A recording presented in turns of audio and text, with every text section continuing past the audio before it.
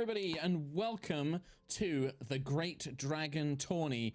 This is the next game here for D&D Celebration. I'm your Dungeon Master, Mark Hulmes. You may know me as the Dungeon Master for High Rollers, but also of Knights of Evening Star, which is who I will be playing this game with, my wonderful Knights of Evening Star family here on D&D Celebration. I am joined by the wonderful Mica Burton, Anna Prosser, Jonathan Indovino, Nate Sharp, and our very special guest for this little one-shot, our good friend Kate Welch is joining us.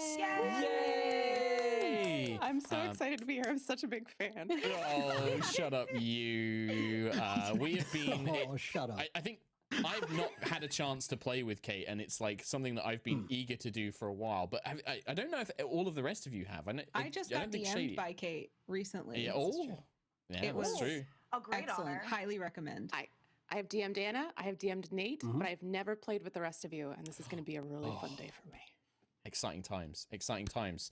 We're going to go over who people are playing and all of that good stuff. If you're not familiar with Knights of Evening Star, it is a regular show on the D&D Twitch channel where it is basically about a bunch of nobles, war wizards, knights, and all of this kind of good stuff in the nation of Cormyr, which is a part of the Forgotten Realms that doesn't get a lot of love at the minute. And yeah, it's all about running the small settlement, the small village, really, of Evening Star and getting embroiled in all sorts of Cormyrian politics and Feywild shenanigans and love triangles and all sorts of nonsense is going on. And yeah, very, very exciting stuff. And we're going to be playing through that. Why don't we kick off with start with Mica, and then we'll go round in a clockwise kind of order, telling us who you're going to be playing and a little bit about them. Maybe Kate, if we skip you and we'll have you come in as part of the story because we've got a special character for you. So we'll kind of cover the general Evening Star characters first, and then we'll just jump straight into this little one-shot. Yay! How's that sound? Yay! Let's go. Take it away, Mica. I am playing Azara Mithras. She is a high elf, part sorcerer, part cleric. She is the magister for the Royals of Evening Star. She is part blue dragon, and she's really cool, and I like her a lot. Is that good, Mark? Is that That sounds very good. Yay! Yeah, that is perfect. Perfect. Anna. Yeah, I have to clarify, Mark, because you said that Knights of Evening Star is a regular show, and you mean a show that happens every week. I don't want people to think this is a regular show. Like it's a higher than regular show. It's like a excellent show. Exactly. You know? Exactly. It is a supreme mega premiere. Yeah. Go on, Nate. Regular D&D show here. Nothing weird to see. Just, you know. No. It's not regular. That's what people might be like. Oh, it's just a regular show. I don't want to watch it's like you should super know mega epic. that it is a Yeah. what? It's not sub. What's it above? It's above par. Good. It's not Par. subpar. Yeah. Superior? What do you say when it's not This optimal? this show's Birdie. Stop.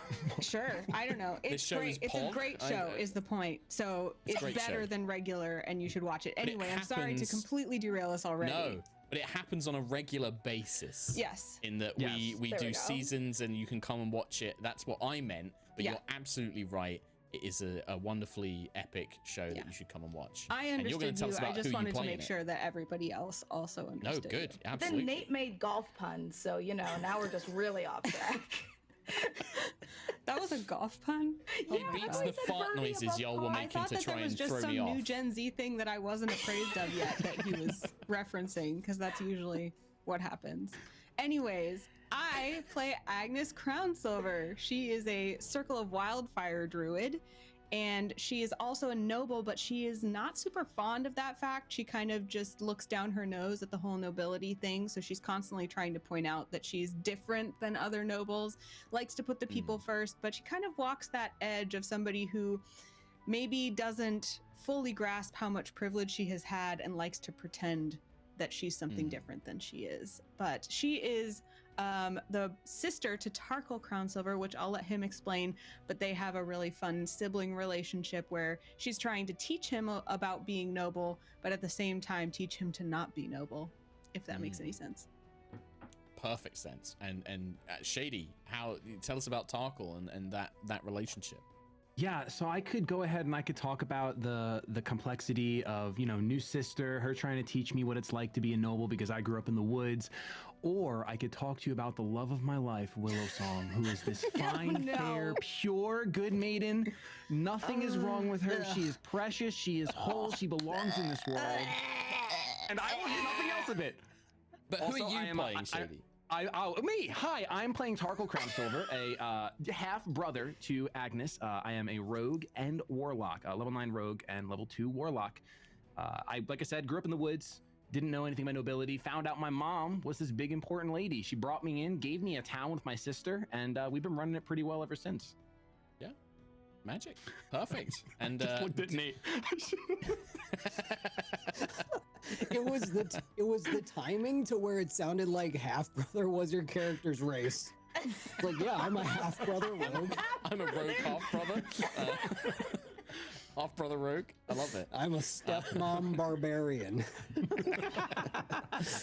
They should just replace all of the PHP races with those. I think, Nate. I look forward to your edition of the Player's Handbook. Yeah, absolutely. But Nate, who are you playing in Knights of Evening Star? Oh, I play a lion man from the Fey Wild known as Clive of the Wildmane. He is a wild magic barbarian, and basically when he does something, who knows what happens. That is very, very apt, both in mechanically and in the roleplay. Nobody knows what Clive's going to do. Mm-hmm. Even he doesn't know. Even he doesn't know until the moment it happens. Clive is Leonin, right? Mm-hmm. Yes, Leonin. Lion Man. I don't know why you had to clarify that, Yeah, Kate. he said It was he's a perfectly magical clear. lion man. From the Feywild. She's just such a It big sounds fan, like all he right? could be a lying man. I don't know, you know? He's a lion half man. rogue and a lying man brother. barbarian. You lying man. This ain't no regular show. You lying man. You can tell that we've kind of really missed playing with each other because we've spent like 20 minutes just doing nonsense. So we're excited to get back to it. If you haven't checked it out, there's 3 seasons of Knights of Evening Star you can go and check out. But today's all about D&D Celebration, but also part of that is D&D Celebration is also raising money for Extra Life. So make sure you go and donate and give generously. There's commands in chat for all of that good stuff as well, and there's a whole weekend of D&D awesomeness that you can go and check out. I was playing in a game earlier. Now I will get my just desserts by having the chaos inflicted onto me that I inflicted onto others, and we're gonna get things started here. We will introduce Kate's character, but I'm gonna do it as part of the intro and the narrative so we can kind of jump into it, and also I want to have a nice big dramatic entrance for Kate's super awesome character. So we're gonna kick things off here. For generations, each year in the nation of Cormyr, the great cities come together near the capital city of Suzail for a unique tournament. For each city is graced by a patron metallic dragon, an ally who has aided the kingdom since the defeat of the dreaded great worm Thalglor, the purple dragon. During this tournament, the best and brightest knights of the kingdom compete alongside young dragons from the families of these allied metallics to prove themselves to their grandsires. The tournament is seen as a way for the knights of Cormyr to train in battle tactics against real dragons, should the likes of Thalglor or other chromatic dragons attempt to attack Cormyr once more. Citizens come from all across the nation, filling the stands of the great Oberskir Stadium that sits on the capital's outlying region. And in this year, our nobles, our Baron and Baroness Crownsilver of Evening Star, along with their advisor Warmage Azara Mithras, and their Lion Man, their Leonin companion, who has not taken on an official title just yet, but is sort of an advisor. That's just in the background. just chilling, but is maybe eyeing up and weighing up the Evening Star's abilities and everything else. You have all been very hastily invited to Suzail ahead of the tourney. Now, this is something that those of you who grew up in Cormyr probably know about. This is an annual thing, and it's a huge spectacle with people coming from all over to watch the dragons and the knights battle. But this year is a bit different. Evening Star received a very urgent summons from Queen Raedra Oberskir herself, basically telling you to come to the tournament to bring a unit of your own knights from Evening Star, which you have a unit of knights that accompany you, led by Blade Captain Alyssa, and you have been told that, that there is some sort of diplomatic incident that you need to help resolve, basically. And this is a summons from the Queen. It is not the kind that you can refuse. And because this is a one-shot, you said yes. And we have you guys arrive in the capital city of Suzail, where you are very quickly brought to a kind of staging grounds where royal pavilion tents have all been set up around the stadium, and you are escorted by purple dragon knights to the Queen's tent itself. Where upon entering, you see Queen Raedra Oberskier, who you've met before, along with the Lord Marshal, Lady Zorova Summerstar, a human knight who commands the military forces of Cormyr, along with two very unusual looking figures. One of them appears to be an older looking man, but he has golden horns kind of sweeping up from these long golden curly locks that spill around his shoulders, and these golden horns kind of project up and out of his head. He has gold eyes that kind of gleam and shine, and he's dressed in very well maintained fabrics, and he looks a little bit annoyed. And stood next to him is somebody else. Kate, did you want to? Yes. Yeah. Okay. So what you see is a figure, a young woman.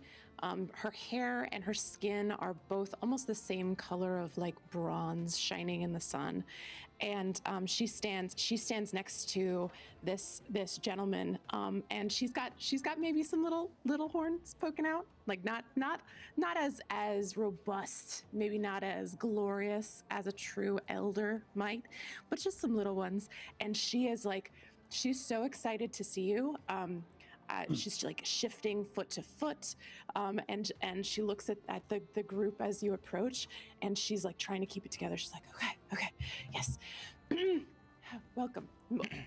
Like she keeps looking to this other man as though like he's the one who's supposed to welcome you, but it's obvious like she's got all this pent up energy and just so excited to see you. The elderly looking man kind of defers to the Queen, who Queen Raedra kind of says, Baron and Baroness, War Wizard, and your companion, she gestures at Clive. Hello. It is good to see you. Thank you for coming so quickly. I wasn't sure if you would be attending the tourney as viewers, but I'm afraid that I must ask you to become a little bit more involved. Allow me to introduce you to, this is Carandrix, of the Gold Dragons of Suzail, and this is my dear. How is it pronounced again?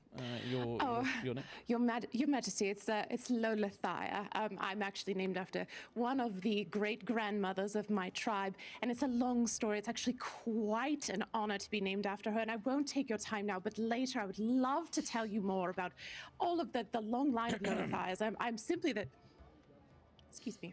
Sorry. Thank you, Lola Thaya. Thank you for that introduction. This is Lola Thaya. They are dragons. Lola Thaya represents the brass dragons. Is that correct, my dear?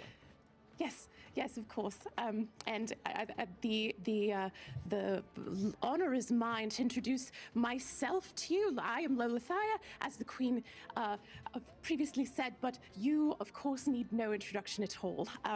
I am very, very well aware of Cormyr and the great nobles that serve her, and it is such an honor. She's like vibrating with excitement. It is such an honor. And before she can help herself, she rushes over to Azara and like with just kind of like touches your shoulders and said, the blue dragon, the majesty of your blood. It is such a delight to finally meet you. And she gestures to the crown silvers and she says, there has long been a need for such rulers in Evening Star.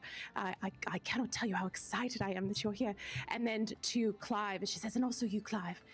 And then she sort of looks around and she says, the gentleman with the mask, is he no longer a part of this group? He will always be a part of our family, but he is not here and may not be henceforth. Is he the wimpy one you've been talking about? I would not call him wimpy, but he is the one we have been discussing with great fondness. I look at Lolothea yes, with great. The one who great was in fondness. charge of your armed forces and then went ahead and left. It's complicated, Clive. That's the guy.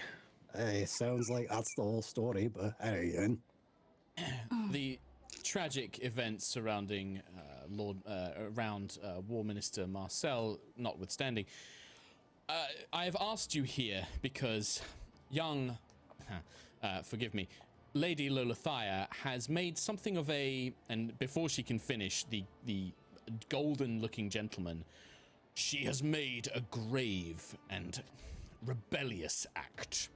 I am Lord Carandrix. I am the overseer of the Grand Dragon Tourney. Normally, the great cities of Cormyr have had long-established relations with metallic dragons. I have long been associated with the capital of Suzail, for example. The brass dragons normally associate themselves with the city of Tirluck, which is a neighbor of yours in Evening Star. It protects the borders of Cormyr amongst the mountains. Lolothia has made a rather bold statement. She has named Evening Star as her sponsored city for this tournament. Surprise! She wishes to represent Evening Star and for Evening Star to fight alongside her in the tournament. Agnes steps up and Congratulations. Agnes takes Lolothia's hand and says, I, for one, am always proud to be part of a bold and rebellious move. And I kind of pat her hand and I'm like, let's do this. Oh, And this isn't something we can refuse, right? This is... I glare Queen at Rachel. Tarkle. Yeah, well, if anybody else wants to say otherwise, the Queen will step in unless anybody else wants to say anything. Azara will just kind of put like a no, we can't like hand on his shoulder and just kind of sigh. It would be in Evening Stars. There is a benefit to Evening Star. I will put it this way.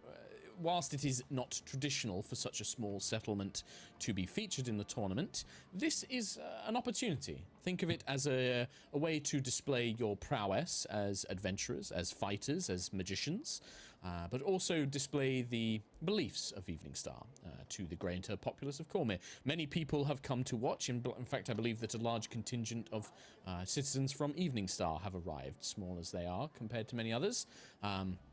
This is an opportunity for you to show off, and this is something that Lolothia has been very eager to press upon you, that this is an opportunity.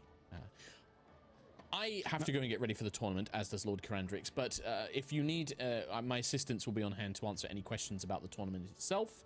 We will be beginning quite shortly, but Lolothia does have some information, but if necessary, my stewards can answer any questions you may have. There are some visitors waiting for you. I believe your Seneschal Dusk is here, along with a young woman dressed in green with black hair. They have been waiting for you, your arrival as well. Anyway, Tarkle's good eyes luck widen. in the tournament, Baron and Baroness and advisors. I am excited to see what you do. She just nods and will leave you with Lolothia.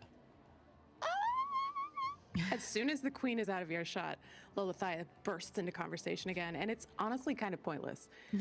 It's repeating a lot of what the queen said. It's commenting on everybody's outfits, and she's also sort of ushering you toward the contestants' boxes wherever people who are going to be participating in the tournament are.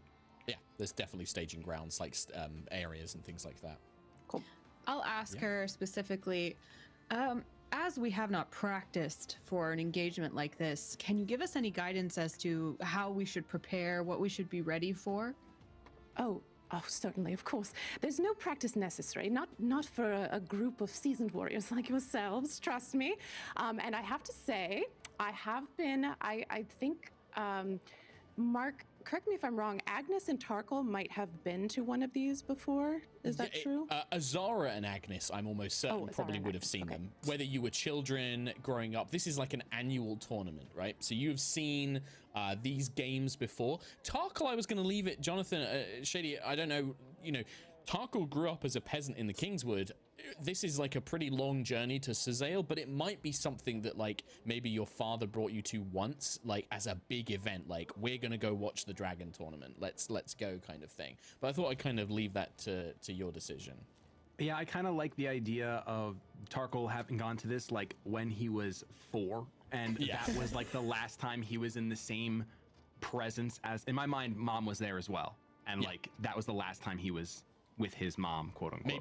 Maybe the first time kind of like properly spending time with her kind of thing, that you got to kind of meet her and stuff like that, and brought here. Maybe you were kind of in the background as like the tournament going to play. And the stadium is massive, by the way. Kind of imagine like the big grand like a grand football stadium or something like that. It's huge for things. For Clive, Clive wouldn't know this tournament, but things like tournaments are very common in the Feywild, especially in the courts of like the summer archfays and things like that you worked with, like competition and fighting tournaments and stuff like that. Very, very common. So this probably wouldn't, I don't know if this would phase Clive, this kind of environment, or if this is something that he would be used to. Yeah, it's definitely like, oh, Tourney, cool. Let's go. Let's do the stuff. Yeah. Perfect. And for those of you who have been before, and again, just to kind of explain stuff, Lolathai can also just repeat this if Kate wants kind of like give you the details. The games are split into 3 trials. There is the Trial of Lances, which is basically a dragon joust, which is a knight on dragon, riding a dragon, jousts against another in a full-on sort of flying dragon joust. There is the Trial of Wands, in which a team of mages must protect their dragon from magical wards and attackers. And it's a kind of, and all of these things are tied into learning battle tactics. So the dragon joust is learning where to strike dragons. They have to strike targets on the dragon's body, or they have to try and strike their riders, and it's to practice, against an evil dragon who might have a champion mounted on them. The Trial of Wands, the mage's battle, is to learn the different elemental weaknesses and strengths of the different dragons and to show off your magical skill. And then the very last trial is called the Trial of Courage, and it basically has the knight leading a unit of normal soldiers in a battle against a real dragon to try and overcome fear and things like that. Now, there's lots of healers and priests, and the dragons, all the metallic dragons themselves have a lot of healing magic, so it's generally non-lethal, although accidents can happen. Injuries have happened in the past, but it is generally non-lethal. And there are some maybe other minor rules, but you guys probably wouldn't be so associated with them, but you probably get briefed on those before you actually begin. Yeah, Lolathia relates all of this, but takes a lot more time for asides and personal anecdotes. She claims to remember seeing you, baby Azara, when you were just a wee little blue dragonling, dragonbornling, dragon bloodling. You can't tell if this is true, but she's like, I remember when you were just a little tiny thing. It was, gosh, I don't know, some decades ago, but not too many and not too few. You've grown into quite the stellar spellcaster, if rumor serves. Azar kind of interrupts her in the middle of this in Draconic and is just like, thank you for all of this wonderful information. And she's like taking off her coat to prepare for battle and like putting it to the side. She's like, now, question. I know that you have volunteered Evening Star as your new representatives. Do we know offhand how the other city has reacted to this? Well, all told, I've done this because there's a I'm just gonna lay it all out. I'm just gonna be honest. I'm just gonna tell you how I really feel. The other cities, the other dragons who are here to compete, they keep the authority of the Dragon Council all to themselves.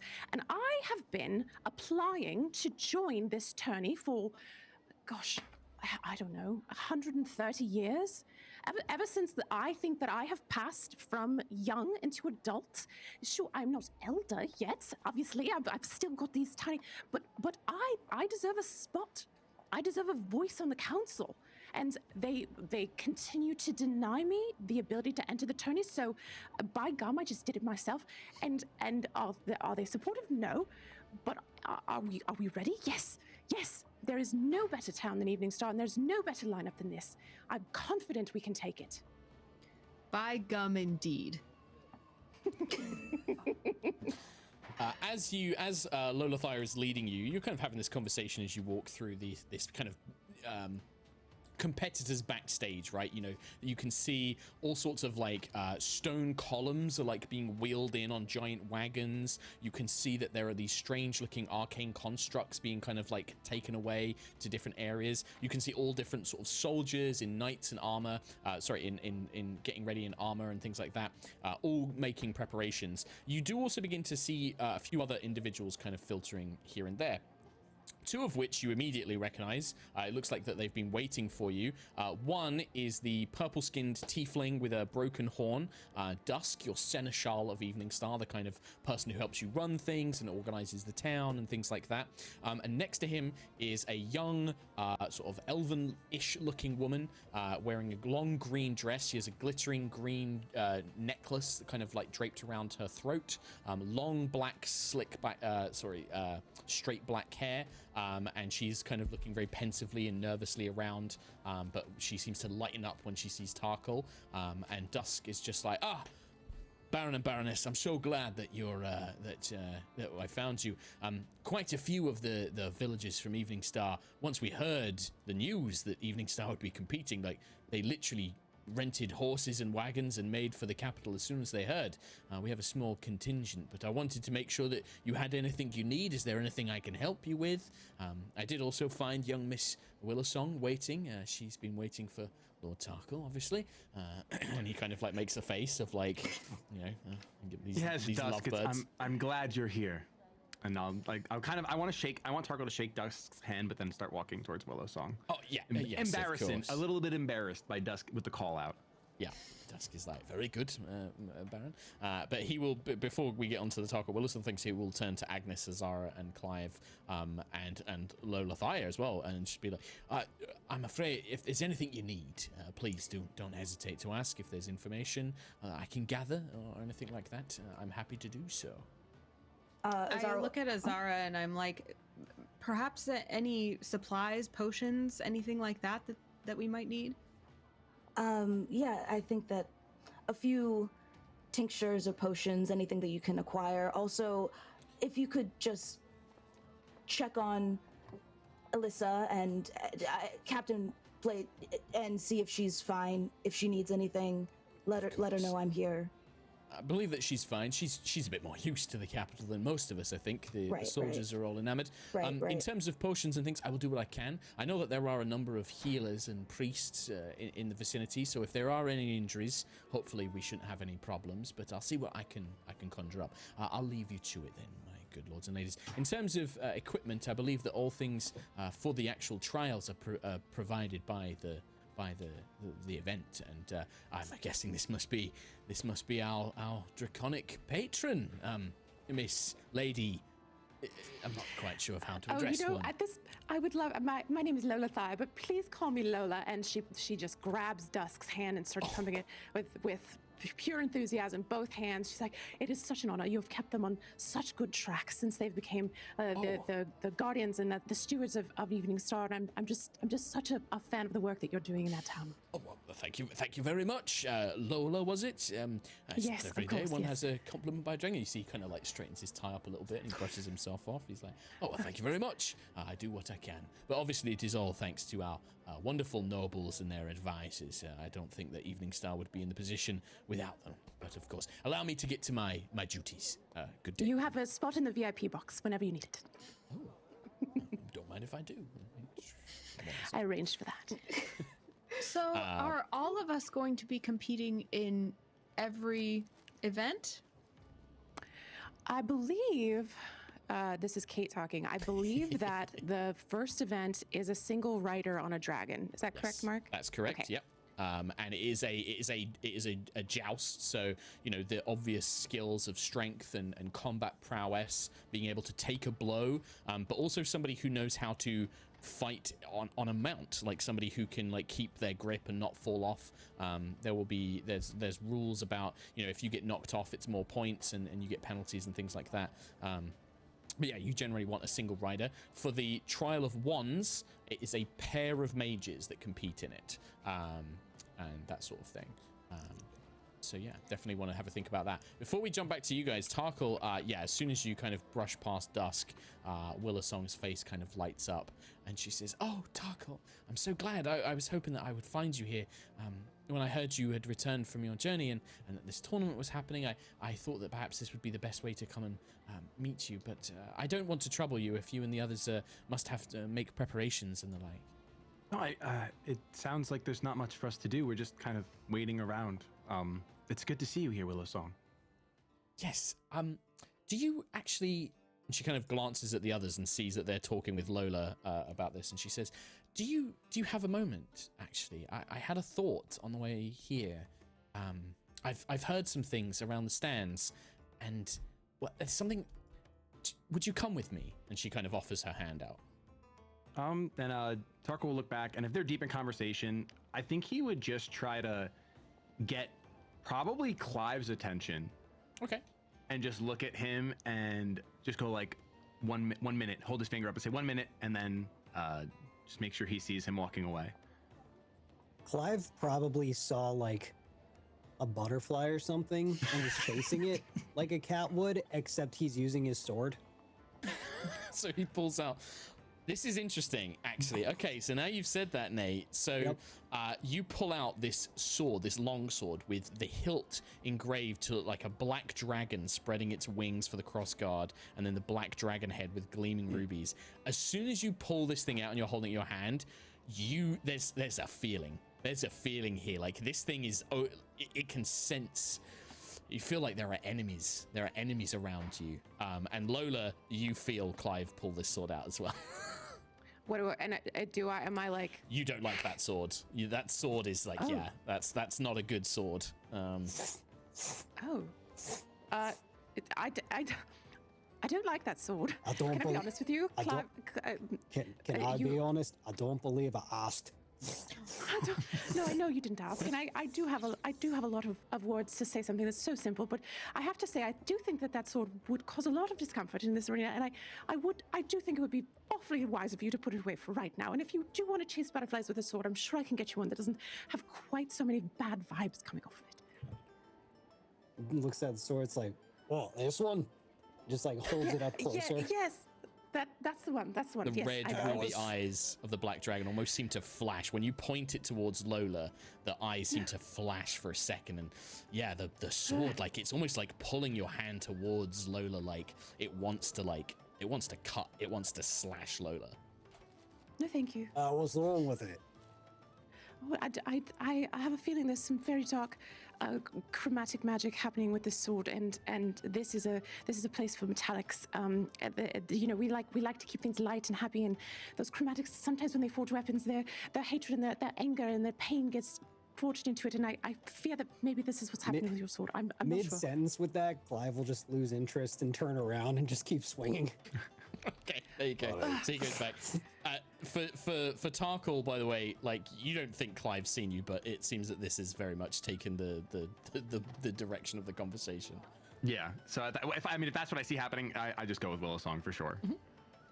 Cool. Okay. She takes you to a nearby sort of area, kind of like a backstage, another tent that seems to be set out with things like saddles, but these saddles are way too big for any horse that you've seen. There are lances, kind of extremely long, thin lances, kind of nestled and leaned up against the side of this room. And she kind of turns to you with an excited look on her face, and she turns and says, one of the cities it's supposed to be Lord Davian Cormorils. Do you remember him? The one who arranged that mess in Arabelle, the one who I was spying on for my mother. Yes, no, I remember him. He's gone. He's gone. He won't be attending this tournament, which means that the King's Wood isn't being represented. And, well, there's something I want to show you, and I've been sort of keeping, not secrets, but it's a revelation of sorts. But would you... I think that the people of Kingswood deserve a champion as much as Evening Star does. And if Clive and the others are going to be taking part in this tournament, well, that doesn't leave a lot of things for you to do. And I thought that maybe we could have a bit of fun and maybe enter the tournament in secret. You mean, like, don't tell my sister and the others? Well, and just disappear? You could, but you could come back. I'm sure that we can get back in time so that perhaps you can just say that you're going to go watch the matches and then we can enter. But maybe it's a silly idea. I just thought that the people of Kingswood, you know, that's your home and those are your people. And for them to not have a champion in this tournament, well, it just seems a little bit sad. And you deserve a chance to shine as well. It's not a silly idea, Willow Song. I just, it does sound like fun getting to represent, the old home, and I can't say I'm not homesick. I do. So, I could use my magic to disguise you, and maybe you don't enter it as Tarkle. You could enter it as a sort of a green knight almost. Can you imagine a sort of a woods a champion of the woodland realm? Nobody would know it's you. Now that is interesting. That sounds like fun, because I wouldn't want to represent Evening Star fighting against Evening Star, but if I can just be, in disguise and a mystery. Yes, I think that's something we can make happen. If you in between the matches, once there's a chance, come and find me, and I'll have everything ready. Okay. I have an idea. I'll find you. I'm gonna go back. I'll be here. And then she says, okay. And then Tarkle. Yeah. So I'll head back, and I'll be like holding my stomach, just so you know. Like Tarkle's like he's not looking good. Okay. Cool. So you probably come back as Clive is now sweating butterflies and chasing them, and Lola and the others are engaged in conversation. Sister, I'm really not feeling so well. Oh no. Did you eat something off of a tree again? I know. Yes, I did. I did eat something off of a tree. I've told you, your stomach has become weaker now that you're not living in the forest. You can't just eat whatever off of plants anymore. Well, it's a hard habit to break decades deep. You just pick a plant and eat it, and normally you're fine. And, I feel like I would be a liability anyway if I'm to ride a dragon. I thought you were going to be a great part of our team, but, if you need to sit this one out, I understand. Well, I mean, Clive is the muscle and you guys are the magic. I feel like I'm going to be a liability. This Evening Star needs to... Clive's just swinging at a butterfly. She kind of softens when he says he would be a liability, and she kind of takes him by the shoulder and she's like, your magic has become very powerful. You underestimate yourself. Oh. Well, thank you. I don't know how to take compliments. Even if that's the case, I don't think I'm up to par for competing with everyone here. And I look to Lola, and Lola, is it okay if I sit out? Is that going to be? Can you compete with 4? Oh, certainly. I don't think that would be an issue at all. And I'm so sorry that you're feeling ill. One time I ate, and it becomes a whole thing about a story about something that she ate. Azara, in the middle of this story, I'll spare you. Puts a hand on Tarkle's shoulder, and she's like, would a prayer of healing perhaps help your stomach? I mean, I do know that Clive may have muscle over you, but your tactical advice could really benefit him in the long run in the final competition. And she actually genuinely looks concerned. Yeah, a healing spell is a great idea. Why didn't I think of that? Of course. We'll just heal you right up, and then, this is something we can do together as a family. And as this is the first time that Evening Star is participating, it would be wonderful for the citizens to see the Crown Silver siblings fighting together. No, I know. I mean, we can try a prayer. Yeah. Let's try a prayer. He just doesn't want. I'm literally gonna roll a dice. Hold on a second. Oh, okay. Yeah. Yeah, let's try a prayer and see if it in the works. lie. Caught in the lie, absolutely. Sure. Yeah, I'm just gonna cast Prayer of Healing. Sure. Yeah, you cast the spell. You feel the warming energy spread out from Azara. Any of you who had wounds, not that you did, but you feel this energy pass through you. Tarkle, how's that stomach? I don't feel better. Oh, I don't. Was that supposed? Do I have a poison? Is that what this is? Oh, I don't feel good. And he holds his stomach. And Lola, is there any place I can rest? If healing didn't make you right, then something is dreadfully wrong. We should detect magic on you. Maybe you're cursed. And at I can poison, remove the Azara curse like from you. freaks out because she's like, "Are there assassins? Like, is this a plot? Like, what's going on?" So she kind of like grips her staff even tighter and like stands in front of Tarkle, and she's like, "Do you think has someone approached you? Is this?" And, No. And she goes to get Clive and is trying to find Dusk, and she's like, "Dusk, get like Captain Alyssa," and she's like trying to round up the soldiers. Agnes is trying to like help him to the ground, like lay down quick. Don't exert yourself. Maybe can Agnes, I cast dispel magic on you?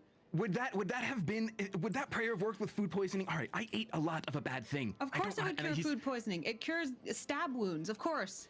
I mean, you do. So a couple of things people do. A few people come rushing. Dusk comes rushing. You also Willowsong comes rushing at like from where seemingly you're not sure where she was, but she comes kind of rushing over. Dusk is just like, oh, what is happening, my lords and ladies? Is there a problem? Is there something I can help with? Dusk, we fear that he's been poisoned. There could be Maybe curse. assailants here. No, it's not. It's nothing that serious. I'm fine. It's like a horn that blows, and a very well-dressed in purple dragon livery appears. Evening Star, Lolitharia, we must begin preparing your knight for the trial of lances. Do you I'm have so sorry, an but applicable rider? our priority has to be my brother's well-being. He's fallen, there may be something very serious. I can take care of Tarkle. I'll look after him. It's fine. You worry about the tournament. I can heal Tarkle. It's fine. Willowsong's healing magic. I mean, you are familiar with, things in the woods, right? I think it was something I ate. I don't want to say that too loudly. I think it's something I ate.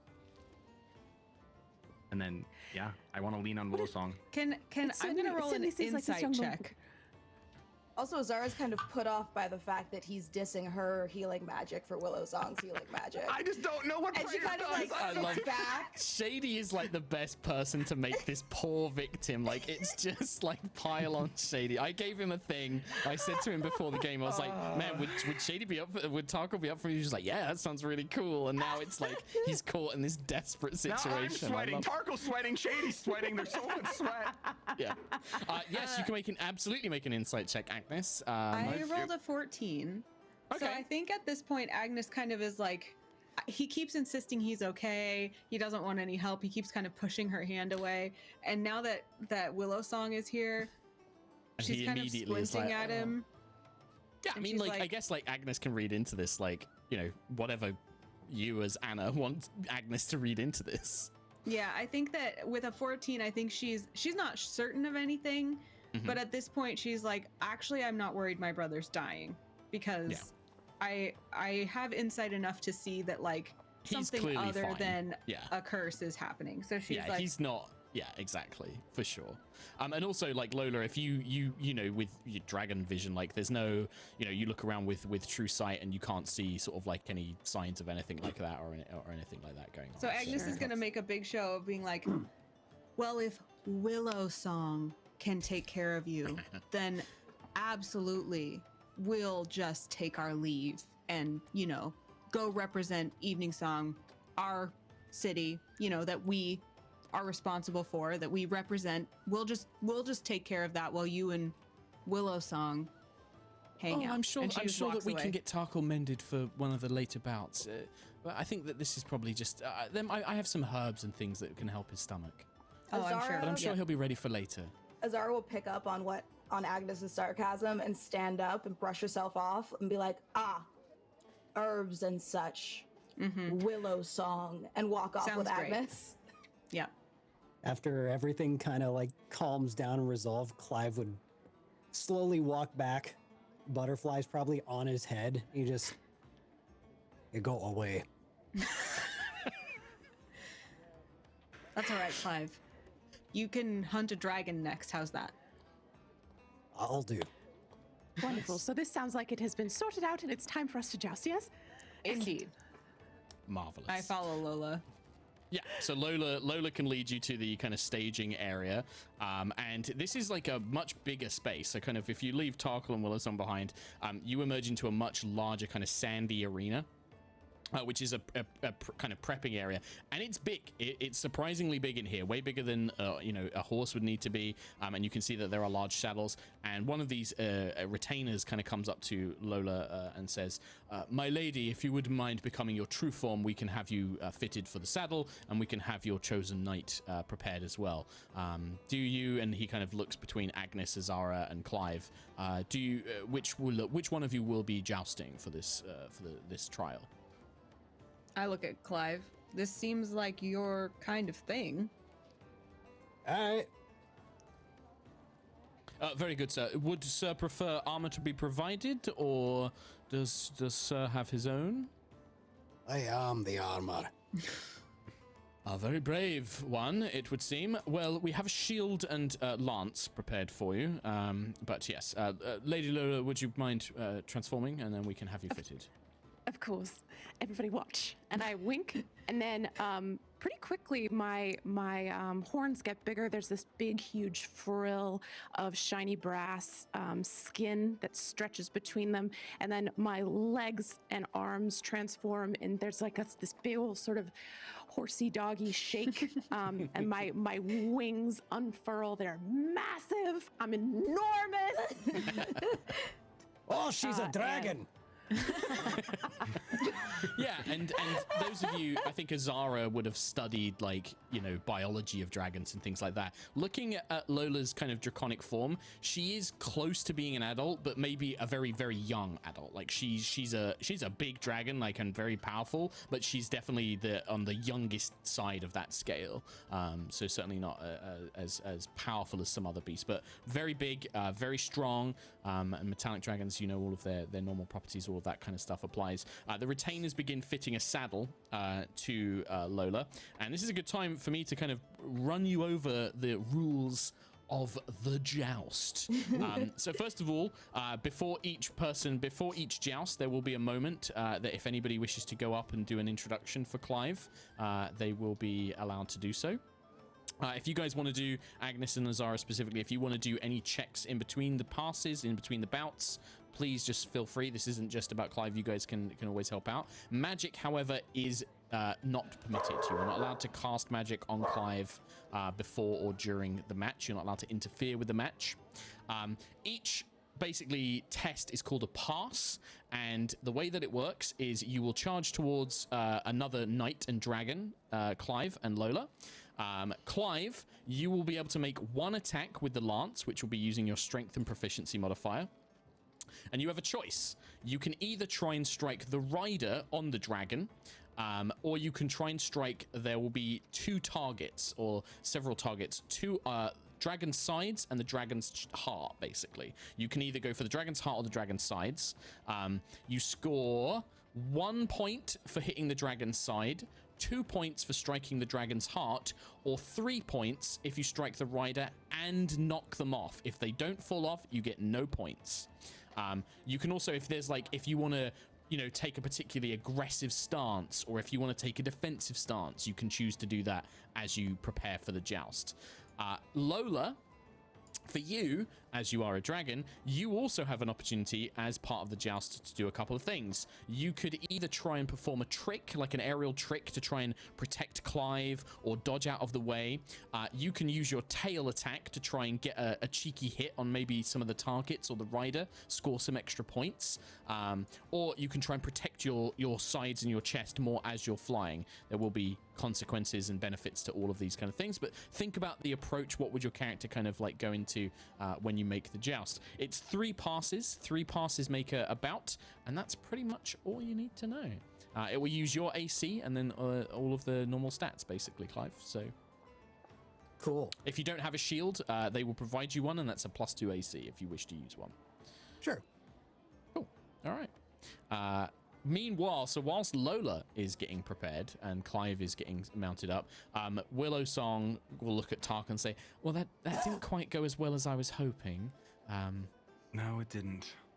Well, look, we'll do this, and then maybe we'll have you join them afterwards, and we can apologize. I can say that I just wanted to spend some time with you, and I can take the blame for it. That way they can be mad at me. I can be honest with them and tell them that I wanted to do something fun with you, and I'm sure my sister will be upset that I tried to hide it, but I think they'll understand. She'll understand. Yeah. Yes. Well, anyway, I've got something of a bit of a surprise. Come with me. And she'll take you back to that staging area again that you were in previously, and laid out there is a kind of a green cloak, very similar to the one that you currently wear, and she will point to it and say, turn around and put that on. And then she begins stepping into the very middle of the preparation area. Okay, yeah, I'll turn around and put it on. Okay, when you put on the cloak, this kind of shimmering illusion seems to come over your leather armor and your face, and it gives you the appearance of this green-clad masked knight with all sorts of like symbols of like twisting thorns and vines all spread up the full plate armor and this dashing green kind of cloak, and then a full masked helm basically with great big twinned antlered horns kind of stretching up the top. When you turn around, there is a glittering emerald green dragon in the area where Willow Song was, and you hear this voice in your head which is basically like, surprise. Wait, you are a dragon? Well, it's complicated. I can become this form. Tarkle's just like both amazed and not horrified, but just shocked. Like, well, oh, I mean, I guess this is convenient for the tournament. Well, like I said, I can assume this form. It's complicated, and we can go into that later, but yes, it's convenient for the tournament, certainly. I wanted to kind of reveal to you some of my other powers, but I wasn't always sure, and I wasn't sure how you'd, take it, but this way we can enter, and I've got a little creature who's going to kind of introduce us. You amaze me, Willow Song. And then he'll just kind of like grab her yeah, like, I don't know. I don't think he would mount her yet, but he would walk beside her and be like, let's go have some fun. Yeah, sounds good. Clive, you are helped up onto Lola. Has Clive ever ridden like a mount or a creature like this before? Let's find out. Hell no. Hell no. So like you are kind of helped up and it's like, whoa. And obviously I don't know much about horse riding, but I imagine dragon riding to be a very different thing regardless. So there is this kind of like heavy saddle, but it has like stirrups, and then it has reins and things that you can grip onto, things like that to kind of keep your grip. It's less kind of using, it's all built so that you can kind of grip onto the saddle basically, with your legs and free hand and shielded hand. And I want to crane my big shiny neck back to look at Clive, and I go, "Don't worry, I'll do most of the work." In common. Nice. This big, deep, booming draconic voice kind of comes out. I love it. And yeah, you do hear a couple more fanfares. Agnes and Azara, you guys can be led to a VIP, like a box where you can sit and watch the match, or you can remain here at like the night stand where you can basically talk to Clive in between the passes and things like that. Yeah, I think we'd stay where we could coach Clive if he needed it. Yeah. Sure. Yeah, cool. All right, in that case, Clive, there is another kind of big group fanfare. Across the way, across this giant kind of oval stadium, you can hear just this churning sea of crowd, just like, rah, kind of cheering and crying. You hear the Queen Raedra kind of makes a general statement to everyone, something along the lines of like, welcome, Cormyrean citizens, one and all, to another year of the great Draconic Tournament, where we honor not only these patron dragons that have lended us their aid since the time of Thalglor the Purple Worm, but also in training our knights should such a draconic threat ever emerge in our great nation. Let our games begin. Unfortunately, the knight representative for Weymouth and Lord Davian Cormoril will not be participating due to Lord Cormoril's crimes against this nation. However, we will proceed as best we can, and indeed another newcomer has decided to take to the stage in this battle. Let us have the Knight of Arabelle step forward, and you hear this kind of big cheer coming out from the crowd. An announcer comes out, "My lords and ladies, please welcome the Knight of Arabelle, my glorious lord," and it kind of goes into a whole thing. You've all seen A Knight's Tale, you kind of know it. "Sir, lady dreams of white snow, a tabaxi knight from the city of Arabelle," and kind of like cheers, and there's like a half-hearted kind of cheer as you see this giant silver dragon, I believe. Yeah, silver dragon with this pristine white tabaxi, but dressed in like armor, clutching a big lance, who's kind of waving to the crowd as they are kind of introduced out. How do you want Clive to make an entrance? And does anybody want to go out there and do a little introduction? Does anyone step up to do an intro? None from, like, unless you want like an NPC to do it. I'm leaving this to Zara or Agnes. Would Dusk do it, maybe? If you wanted him to, absolutely he would. Yeah, of course he would. I would, before Dusk goes, I like reach into my pocket. I'm like, I wrote an intro. Can you read it? Can you read it off? And I hand him a piece of paper. Of course, my lord. Of course, Mr. Clive. And he takes the paper. Is there actually writing on this? Is he written something? It Okay, says, am I just making that up? Oh no. Okay. Nope. It says Clive of the Wildmane. Very good, Mr. Wildmane. I will read this. It's do you want it Wildmane? Wildmane. Do you want this exactly as written, or can I embellish a little? I swear on my family, if you change a single letter of it, I'll be displeased. Very good. Very good. And Clive will step out into the arena, and they have these little kind of stands with like little magical scepters, so that they can kind of broadcast thaumaturgy wands, so they can broadcast their voice around. Clive Dusk steps up with all the fabulousness that he has displayed, kind of reaches up to the crowd, looks around, and there's kind of like a murmur, like everyone's like, "Who's this?" There's kind of, and then a very small section of the crowd is like, "Yeah, Evening Star, yeah!" And it's like this, like, you know, it's like 30 people, like Susan and everybody's there. And Dusk gets up. He kind of taps the wand. Clive of the Wildmane. He just gestures. And there's like no cheer or applause. Like everyone's like, "Is that it?" And then there's like. I'm gonna walk out and. Well, we'll ride out, and at the silence, I'm gonna roar really loud. Okay. Cool. See if that warrants any kind of reaction. Sure. I want to chime in. I want to roar as well. Cool. Yeah, both of you make just make like intimidation checks. So just like straight up intimidation. 17. 17. Not that. So I think like with Lola, like what is it? Is it like a cough midway through the roar? It's like kind of thing. But yeah, like Clive lets out this pretty, intimidating roar, and that does kind of get a few people like, yeah, kind of cheers and things like that. But it's not quite the same cheer that this rival knight got.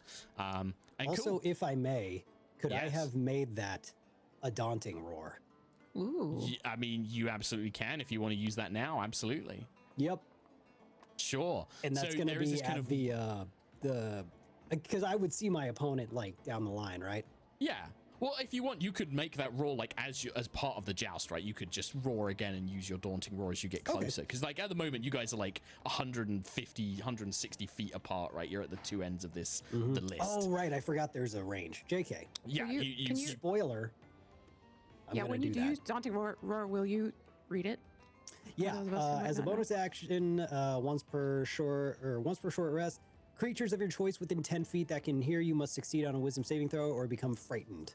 Cool. So as you get closer, you can roar at the night, but it's creatures you choose, not all creatures, right? Yep. Thank goodness. Good. Cool. So you guys line up. There is like a drum roll, like Lola. You take up into the air. There is a kind of like a kind of enchanted set of banners that kind of create like a barrier line in the middle, and you each line up on either side like a proper joust. And yeah, without any kind of notice or warning, there is a loud blast of a horn, and the two dragons begin charging towards each other. So my question is, Mr. Clive of the Wildmane, what's your approach on this? Like, how do you want to try and strike your foe? You have the two targets on the targets on the dragon's side, the target on the dragon's chest, or the rider. And is there like a special way you want to try and strike your foe? Did anyone from my party stress the point system or over-explain it to me prior? I'm assuming no. Azara would have. Azara would have There you go. absolutely like 15 times been over the points and said, the rider is the most points. The rider, you have to knock them off fully. Use the lance. No All right. magic. Use the lance. I'm gonna roll to see how I listened. Oh no! I think that should be a low DC because Azara did do it quite a lot, apparently. So. Yes. Like as he was even like taking off genuine into the sky, question. she was like, use the lance. Genuine question, do you think the DC was lower than 1? No. Okay, good to know. Gosh. You All roll right. a 1? That's out of the Nate. way. That's Nate. So what does Clive do? Like what's the plan here? And then we'll have Lola take her action, and dragon then the is enemy will do the way same. more interesting foe, so I'm just gonna try and just lance right into the dragon. So you ignore the targets and you're just going to strike the enemy dragon instead. Yep. Nice, I love it. Cool. So do you want to like? So there's a couple of different ways you could do this. You could try and be like super aggressive and get a bonus to your attack roll, but then you'll be opening yourself up to an attack. You Yep. could try and be more defensive. Nope. Okay, you're just going to say yeah. Okay, right, sure. So you have advantage on this attack roll, Clive. So if you can give me an attack roll right now. Okay. So it will be +7 because it's your strength plus your proficiency. Oh, or is it? It if might I be were- +8 actually. If I were to rage, would that help? You would get advantage, but you already have advantage. Oh, but okay, maybe your gotcha. cool magic thing would do something. Okay. Well, you know what? You would rage no matter what, so we're raging. Okay. So Sure. +7. So the first one is an 18 +7. Let's Yeah, just okay. see if it crits. Sure. Nope. Okay. So 25. 25, and you are striking the dragon, yes? Yep. Okay, and then do you want to roll on your wild magic table for your rage? Right. Thank you. Magic. Let's see. Yep, absolutely. Let's have a magical effect go off mid-joust. Absolutely. Why not? As well as a daunting roar. Like Oh, yeah. just all of everything. Sure. All right, let's see. That is a 7, which is flowers and vines temporarily grow around you until your rage ends. The ground within 15 feet of you is difficult terrain. Okay, there's no ground around you, but I imagine that like all over Lola's body, like sprouting from like the leather and like bits of like twig and vine that maybe or straw that's been caught up in the harness. Yeah, you see all these like flowers beginning to like grow and things like that. And there is definitely a kind of like noise from the crowd. And then your daunting roar goes off. So the Tabaxi looks terrified as you let out this bellowing "Rah!" and strike the dragon. The dragon. Oh, very good. Oh. The dragon is immediately pissed off that you strike. You don't hit the targets. You just stab the lance into their like scales, and they kind of thrash around. They're going to try and strike you, Clive. The rider was going to try and strike Lola, but now has disadvantage because of the fear. So their strike was going to strike Lola's target, like they were going to go for the side target at the easy points, but the roar causes them to just completely miss, like their lance just flies to the side. The dragon, in fact, Lola, let's go with you and then we'll do the other dragon. So Lola, what do you want to try and do? Okay. So I think I'd like to do a trick. Okay. Because this is all flashy for Lola. She's trying to prove herself. Like she's gonna try to be as fancy as she can. Okay, yeah, nice. So if you just roll d20 and then just add dex for me, and then I will consult my little chart I have here. My dex is 0. Nice. I am I'm strong and You're tough. Not very bendy. That's okay. So I got a 10. 10's fine. 10's exactly what you needed. So you managed to kind of like barrel roll in mid-air, and this stops the enemy dragon was basically about to try and tail swipe Clive off of you. After being stabbed by this lance, the dragon is like sending a lashing retaliatory strike, but you manage to kind of duck and pull Clive away, and the tail kind of swipes overhead, preventing him from being struck entirely. However, Clive, can you make a athletics check for me? So see if you can hold on. Whoops. Athletics check. Da-da-da-da. Do I have advantage from my rage? Yeah, if you were raging, Okay. yeah. Cool. So let's see. First one is a 16. Oh yeah, you're fine. Okay, then yeah, I'm fine. You're fine. So you managed to hold on. Clive's fine. The lance bounces off, it shatters as it hits the dragon's side, and you reach the end of the list, and then you basically reset position. Agnes and Azara, you guys are watching this from the stands. The crowd is very unhappy that Clive hit the enemy dragon. Like, that is not proper.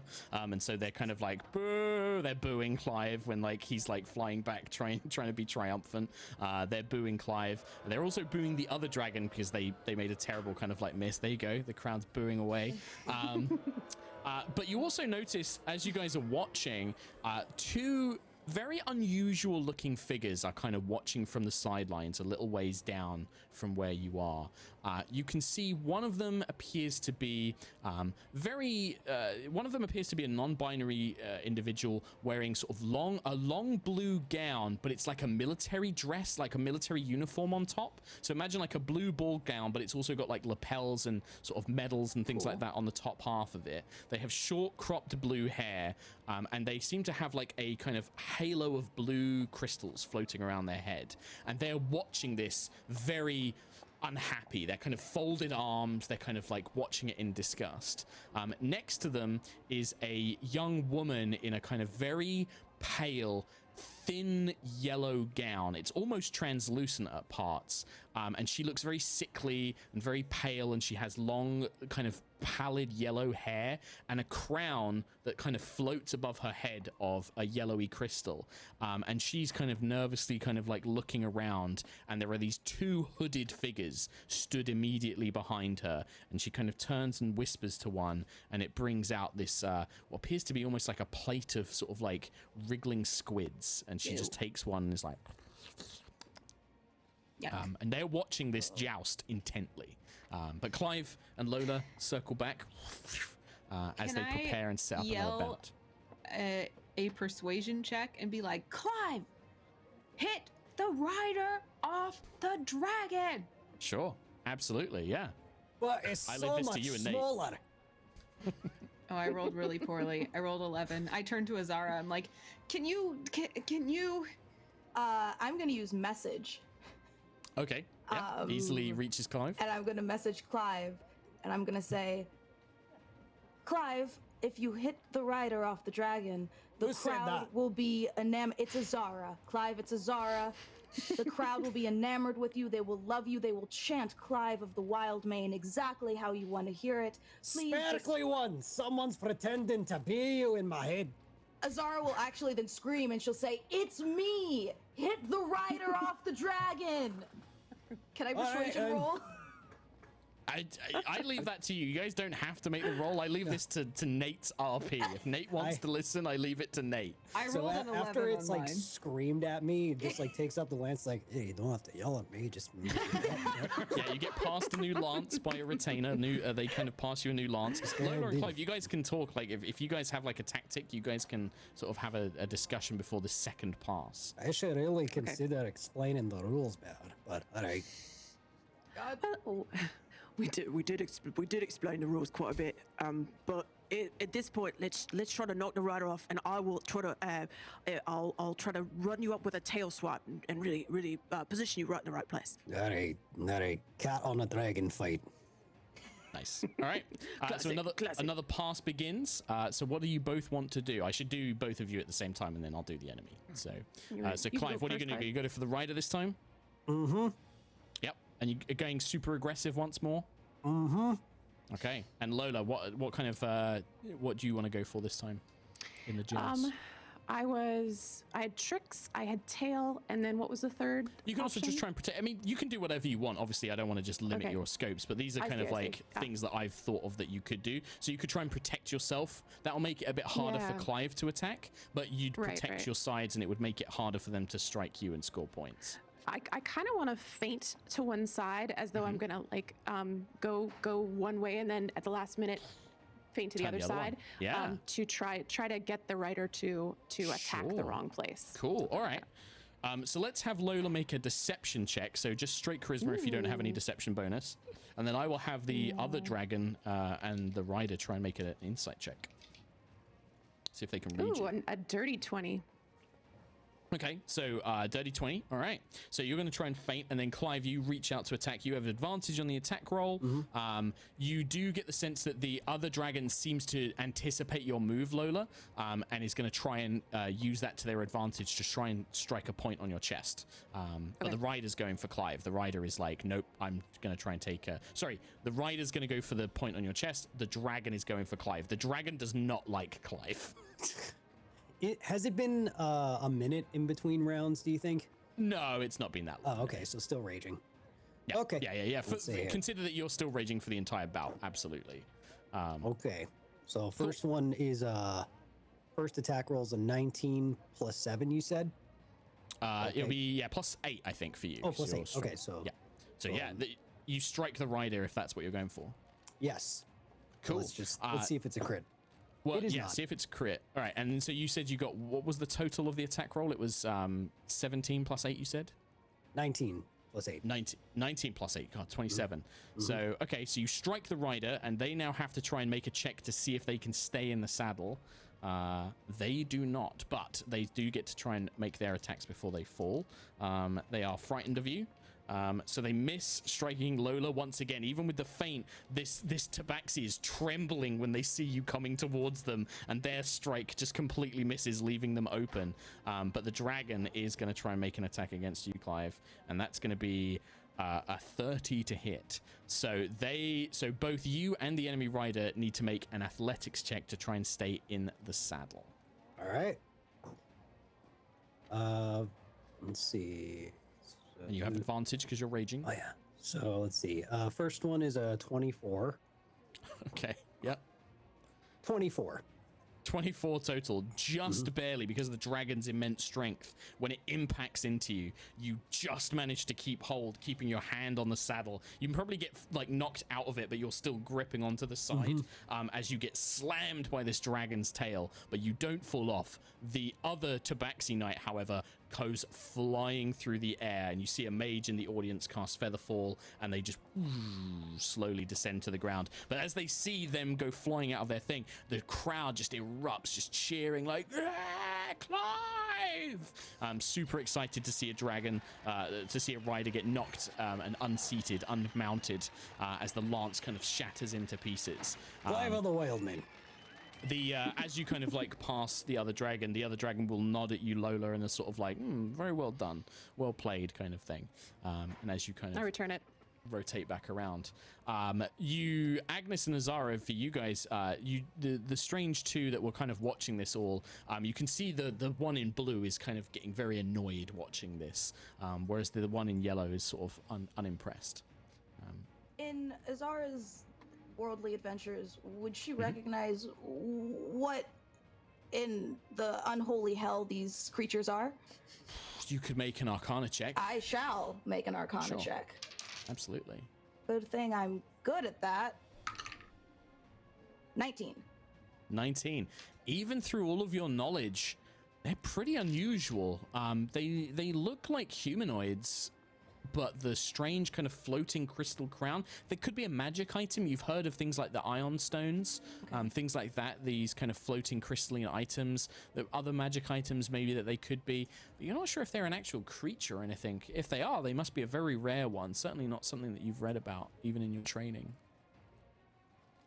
Weird. Cool. The other rider, so as you get ready for the next bout, Clive, there is just a signal from the other rider and they forfeit. They basically disqualify themselves from the match, and the announcer kind of comes out and says, Evening Star progresses into the next bout through a retreat from the Knight of Arabelle, and you can see the Tabaxis looking up at Clive, absolutely terrified. Like their back is all up, and they're like pointing and shaking their head to the dragon, and they seem to have been completely spooked. I do without thinking about Clive, I do a barrel roll. Sure. Clive, you can make another athletics check as the dragon spins around in the air. 22. Clive still manages to like keep a grip, and he's like, that looks cool, and then flips back into his thing. But yeah, the crowd kind of cheers and things go up, and it seems to be that they start getting ready for another bout. You guys are kind of all sat there as this goes on. Is there anything you want to do before the next bout, or do you just want to watch the rest of the tournament? I was promised 3 rounds. Why are we progressing? All right, then keep your secrets. I think Azara is going to message Agnes that she's going to investigate those suspicious creatures across the way and just excuse herself to like the back end of this staging ground and just kind of walk behind. I'm guessing it's kind of like I'm imagining, you know, like a Quidditch kind of stadium type Very thing. much. So you can Yes. walk in between the wood. In between the yep. Yeah. So Absolutely. Azara And then there's kind of, tents all around the outside of the stadium, and like people are in those as like setting up areas and stuff like that. I was on the same page. Good to know. Nice. Good to know. But yeah, so Nice. Azara would like walk between the wood and try and, you know, kind of look very unassuming. You know, just Yeah, another sure. mage walking around, but she wants to kind of get closer to see if she can hear any of them talking.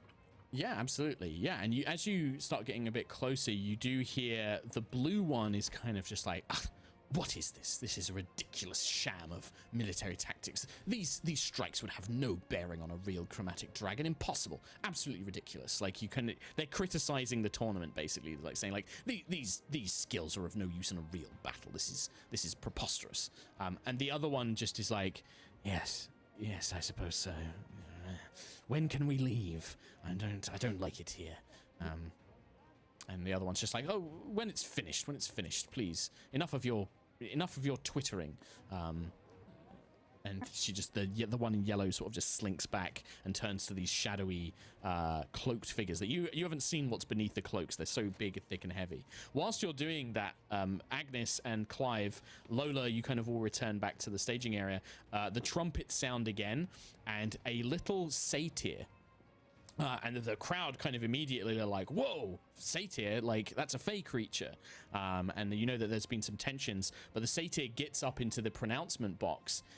And in this very sort of like, ladies and gentlemen, fear not, I am no enemy of Cormier. I am here at the behest. One of your own has abandoned this great tournament. They have decided to be a coward and hide and not show themselves to the world. But fear not. For a great champion has come from the wooded realm to fight in this tournament and represent the people of the woods and the fields and the farms across Cormier. They say that he has traveled the entirety of Faerun. He has learned the greatest secrets, both arcane and with blade. He is the mightiest, the greatest champion of the woodland realms.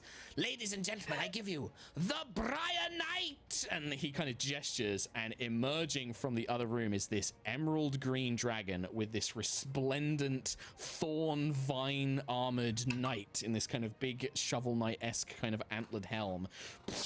And there's this fanfare of music, there's like a choral singing, like a fey song emerging from somewhere, and the crowd is like, what is going on? What's happening? Do I recognize either the knight or the announcement? Being from Fae? You would definitely like hear it, Clive. Yeah, I don't think you would recognize who it is, but like I you rolled see a this perception check to see if I could just see any mannerisms that were my brother, and I rolled Sure. a 1. So I'm like, You rolled a whoa, 1. cool stranger. Cool dude. Yeah, absolutely. Would, because Azar is very in tune to Willow Song's magic and knows that suspicious nonsense. Sure. I'm assuming like she's keeping a magic sense about just to make sure there's no nonsense. Would she kind of feel like something's familiar if she looks at that dragon? The interesting thing is, as you are near these other two, your magic senses are like all messed up. Like as you are near these two strangers, especially the one in Topaz, your detect magic vision or anything like that, it's like gray. Like you kind of like blink a few times as like you try and sense the magic of this dragon to pick up on it, but there's something weird is happening. Like the magic isn't quite working right. You almost feel like a buzzing in your brain, like something's kind of interfering with it. Azar would quickly hustle off to go inform Dusk if that was the case. Sure. Sounds good. Meanwhile, Tarkle, as you emerge into the thing, you hear Willowsong's voice in your head, just like, see, I told you that we had this covered. Look, they love it. And like you can see the crowd is like, whoa, that's cool. And kind of like screaming and shouting. And you can see that there's this other, a bronze dragon on the other side with a knight aboard. They're kind of like looking, and they look to the announcer and kind of gesture like, what is this? Is this happening? And the announcer kind of shrugs back and gestures to them. And there seems to be some confusion. Like, is this going to be part of the rules? Is this a thing? Is there anything anybody would like to do? Lola, I've like transformed back into my human shape, and I am having some furious words with the referees. Like this is not cool. I have been attending this tournament since I was a hatchling. 700 years. I've never seen anything like this. I don't see it. I'm like tapping on their rule book. I don't see it anywhere in the rules. I've read the rules. I'm very familiar with them because I've done all this calculation of like how I'm going to win and how I'm going to prove myself, and having some dark horse show up and ruin my chances is not in the plan. So there's a lot of this like, what? The referee. We're not actually permitting this. Well, my lady Lola, let me fetch Lord Carandrix. They are the ultimate umpire of this thing. And very quickly, the gold dragon is kind of brought forward, and he kind of looks at you and says, "Well, Lola, it would seem that normally we had prepared this tournament with your bold claim to be facing off against 5 champions of the great cities. You were to be the 6th. This would have created an even a number of bouts, and we would not need to prepare the tournament in such a way. Without this Lord Davian Cormoril, who seems to have been no attendance, having an additional champion will make the tournament flow easier. I agree, it is unconventional, but the correct and traditional methods seem not to apply to this tournament in particular." And he looks at you when he says that. "So perhaps we should allow this dragon. They do not appear to be a fully green chromat dragon. There's something unusual about them, something that I am familiar with, but can't quite recall." Very well. You're not afraid of a little competition, are you? I thought that you believed that you were worthy of this tournament. I switch into Draconic, and I start just like I'm drowning him in legalese. and bloviating and self-aggrandizing bullshit. But it's, we clearly have a history. Yeah, and he kind of listens to it all, and then just in Draconic says enough, and then gestures to the tournament to continue, basically. And you see the crowd like waiting for this. They see your little kind of spat and bickering, and then the referees are just like, right, very well, this is on, like we're going. And they throw the flags up, and Tarkle, same rules as Clive's battle, but you are thrown into a joust, my sir. Sweet. I'll do a really cool flip to get on Willowsong, because I walk in alongside of her instead of riding her. Okay. And then I'm gonna aim straight for the heart of the dragon. Okay, so you're just going to try and strike on the dragon thing. Do you want to have like a particular style? Like, do you want to try and brace yourself so that if they strike you, you have a better chance of staying on? Do you want to be defensive? Do you want to be aggressive? I think I want to be like, I guess it's really relying on Willowsong, but I would want to be like not sneaky, like agile, like almost like how Kate was describing, like fainting. Like I almost want to like as if I'm going for the rider, but then feint for the heart? Sure. Yeah, absolutely. Yeah. So Willow Song will basically kind of do the same thing. She's going to boost her AC. She's going to give you a slight penalty to your attack. You're going to have a -2 to your attack roll, but she's going to boost her own AC to try and make sure that they can't score any points against you. Are you giving me overprotective girlfriend vibes right now? Yeah. Is this what's happening? That's what's happening. So if you can make an attack roll, this would be your proficiency plus your dex, and then -2. Okay, proficiency, dex, plus my d20 roll. -2 is a dirty 20. Dirty 20. Okay, and you're going for the dragon, you said, yes? Yeah, the heart. Yeah. Okay, you just barely managed to strike the dragon, like in the point, and you see like 2 points, like 2 flags go up for 2 points. Nice. The rider on their dragon is going to try and basically go for Willow Song's chest as well, but she does have a slightly higher AC, and that causes her to miss. Like she bats the lance away with her claw. And then the dragon is basically going to try and do the same thing it did to Clive. The dragon is going to try and tail swipe you off of Willow Song. That's going to be a 26 to hit. So I need you to make an athletics or an acrobatics check to stay on the dragon. Okay. Acrobatics is better for me. 13 plus 4, 17. 17. That is going to be just barely enough. It was half the thing. So as the dragon tail hits you, you do kind of get thrown out of your seat, but you manage to kind of grip onto the last minute and pull yourself back in as the two of you kind of have this like passing blow and you begin spinning around, ready for the next bout. Agnes and Clive, what about you guys? Is there anything, whilst this is, you guys are watching this happen, and there's no sign of Tarkle anywhere, Agnes? I think Agnes is just satisfied that, like, whatever, he and Willow Song are probably just making out somewhere. Like, yeah, I am just going to focus on my day because clearly he is not interested in being part of the family today. Cool. All right. What did I do? Azara, what about you while this is going on? So you've gone and found Dusk, and he kind of is just like, I'm afraid that magic's a little bit out of my realm. Is there something? Do you want me to get some other individuals involved?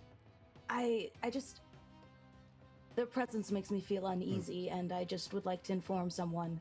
Maybe let the security know, or I just. Perhaps we should consult with Miss Lola, perhaps. She seems to understand the tournament and the dragons. Perhaps she'd know the best person to inform about this. Perhaps you're right, and I'll go off and try and find Lola. But now that I'm away from the magic men... Yes. As soon as you kind of step away from them, you feel like that buzzing in your mind disappears. And you're like, your magic wasn't gone. It was just like being influenced somehow. Like you couldn't get a proper read of everything. Sure. Now you look up, that dragon is 100% the same magical energy that you've kind of detected in Willow Song before. Just looking at it, I'm like, I knew it. Well, I mean, it's highly possible that dragon has either been summoned by Willow Song. It could be like shape change kind of spell, like she's transformed into the dragon. It could be an illusion. It could be like another flying creature under there, but they've made it an illusion to look like a dragon. It is a very unusual dragon. It's like green, but glittering in a different way, for certain. But yeah, you get back to the others. So first things first, Azara's going to go up to Agnes and kind of stare up at the dragons in the sky and go, Agnes, does that dragon seem familiar to you? I squint at it and I look at Azara. Should it? Did we fight it before? Haven't you seen a glittering green mist like that dragon before? Are you serious? Have you seen your brother lately? The champion on top who does the cool flip as he gets knocked out of the seat and then pulls himself back, lifting up the lance. Am I there for this conversation? Yeah, absolutely. Clive's still there, for sure. Clive pieces it together and goes, oh, it must have kidnapped Tarkle. No, Clive, it is Tarkle. We must bring them down immediately. Clive. A formidable enemy has arrived. Azar just kind of looks to Agnes like, I don't know what to do here. Agnes like scratches Clive's ear, like shh. Hey. for the sake of brevity, because I you know, in classic D&D one-shot fashion, I did not allocate anywhere close to enough time for what I actually prepared. We will say that Tarkle wins his next 2 batches on the drag while you guys are kind of doing all of this, and like, you know, Agnes is like checking stuff out and Azara's like examining it and things like that. And the next bout is scheduled to be Clive versus this mysterious green Briar Knight. Is supposed to be the next match. And as things are gearing up, Azara, did you want to talk to Lola about those mysterious strangers that you found? Yeah, I would just pull her aside and kind of point them out and ask if she knows who they are. I look over and when I see them, I think my eyes sort of shift for a second into that like serpentine dragon eye and then back to a humanoid eye. But do I recognize these people? Yeah, you hadn't seen these guys before, which is why you didn't really pick up on it before. But looking at them, because of, again, you have true sight, right? As an adult dragon, I believe. I don't have true sight. I have blind sight and dark vision. You have blind sight. Well, yeah, you don't recognize them, but you would definitely, I think, as a dragon, you would definitely be able to tell that this kind of floating crystal crown and halo, the coloration, I would say that Lola would have heard that there are these very reclusive dragons called Gemstone Dragons that do exist. They tend to stay far away from mortal affairs. They very rarely come into contact with this kind of thing. But yeah, at a best guess, like they look like 2 Gemstone Dragons in humanoid form. Probably Topaz and Sapphire, judging by their color schemes and the crystal crowns and things like that. But they're very, very rare, which is like, it's what kind of why Azara didn't know about them, is like most humans don't ever really, or non-dragons ever interact with them. And even you've probably never met one before. You've just heard about them. I've definitely never met them, to the point where it's like I've spent most of my life figuring that they were just like a myth. Yeah. Or wishful thinking, because a gemstone dragon sounds so cool, but there's nothing cooler than a metallic dragon, obviously. And so once I recognize that these are probably gemstone dragons, I relay that to Azara under my voice, under my breath, and I'll be like, it looks like if that is in fact a sapphire, and that is in fact a topaz, this is not good. I don't see any upside to this at all. Do you know much about Sapphire and Topaz? I'm assuming Azara does not. Great DM. Based on that role earlier, no, unfortunately, yeah, it's just like, again, these are super rare creatures. Like, you've studied metallic and chromatic dragons, especially given your bloodline. You know a lot about metallic and chromatic dragons, but yeah, gemstone dragons. First, you've probably heard of them. Azara will just kind of not start panicking, but start realizing like that her instincts were right. Something's off here. Just say, whatever's going on, it can't be good. And I feel like we're not going to see the end of this tournament. I feel like something might interrupt this tournament. Funny you should say that. So as the horns blare, Clive and Lola, you are basically being summoned to the great stadium for this match against the current this Briar Knight. What do you guys do? Are you guys going to go to it, or are you going to go and inform people about these gemstone dragons? What's the plan? Before they leave, I want to take Clive aside and be like, if anyone kidnapped Tarkle, it's that guy. And I point to the knight that is Tarkle.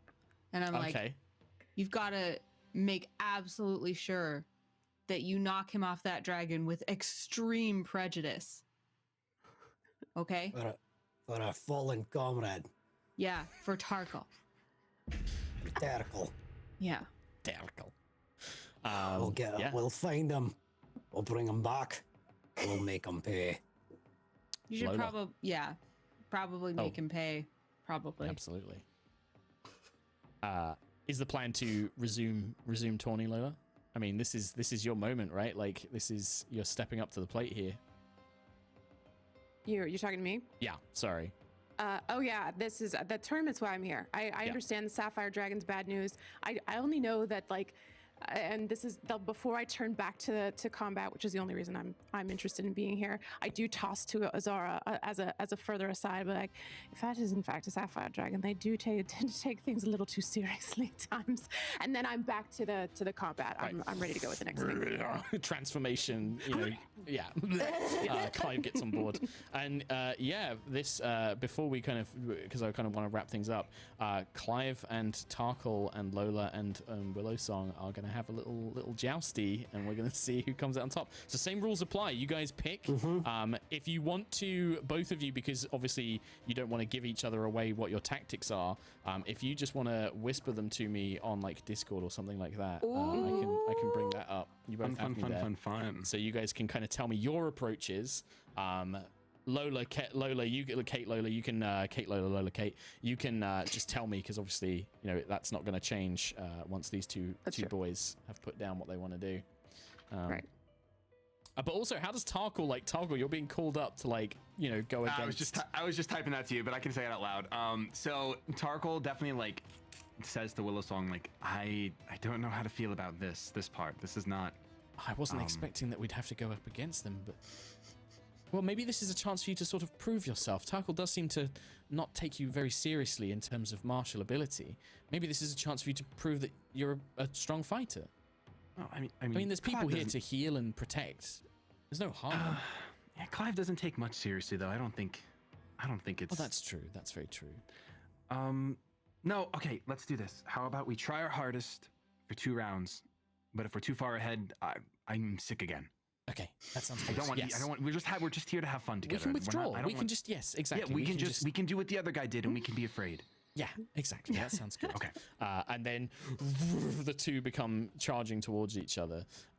Before your lances have a chance to strike each other, however, there is a deafening roar and cry that comes from the stands.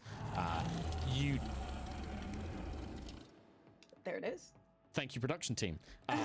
You turn and you see that sections of the stadium are being broken apart, and you can see citizens running and screaming and fleeing as 2 enormous dragons.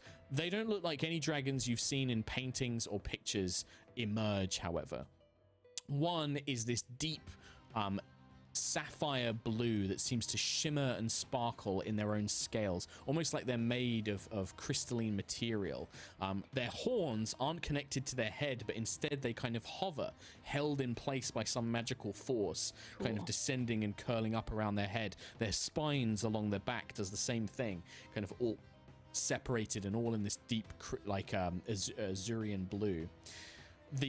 The other dragon is this pale yellow kind of color, almost translucent at parts, with the same idea, this kind of crown and horn that are separated from their actual head and float around their body. And as they kind of burst free, there is all these cries and shouts. All of the citizenships start panicking. You hear purple dragon knights beginning to call to arms, drawing weapons, and the Sapphire Dragon will basically bellow out "Foolish creatures! This tournament, this game is a sham. You think that these tactics, these pointy sticks and perfect charges are any way to fight a true dragon?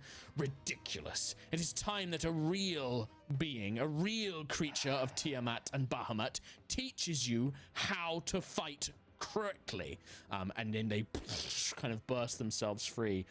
The yellow kind of topaz dragon will kind of snake itself around. "I have no interest in these foolish games, but so many in this crowd are sick and dying. Their lives must be ended so that new life can begin. There is so much decay in this old stadium. It must be cleared so that new life can begin anew." What do you guys do? Well, that can't happen. Ma'am? I continue the charge. Okay, sure. Do you want to make an attack against Tarkle right now? Yep, I'm also gonna rage real quick. Oh my god. Okay. Just eyes on the prize. We need Tarkle back. Sure. Okay. So 8, 9, 16. Does 16 hit, Tarkle? My armor class, it does, yeah. Okay. does. Also really quick on the wild magic. Until it ends, I'm surrounded by multicolored protective lights +1 to AC. Nice. Okay, perfect. Cool. Will you strike Tarkle? Tarkle, can you make an acrobatics check for me, please? Sure. I have a question for the DM on that really quick, because it's Okay. +1 bonus to AC, and while within 10 feet of you, your allies gain the same bonus. Would Tarkle You wouldn't get the count this bonus? creature as an ally at the moment. You Okay, don't so think it's like this is by Tarkle. choosing. Okay. Yeah. I think subconsciously it's of your choosing. My acrobatics roll was a 17. A 17. You kind of like get knocked, like, oh, kind of Clive hits you full force with this lance. It kind of breaks against your armor. It's blunted, but it still leaves you like winded. But you manage to just about stay in the thing. I think probably Willow Song flips over to make sure that you don't fall out of the seat. But she does kind of like snap her head towards Clive, and there is a kind of foolish little lion. It is not who you think it is. And you hear this voice, Tarkle, kind of bellow out. Willow Song, is transportation magic something you can do? Yes, I can get us away from here.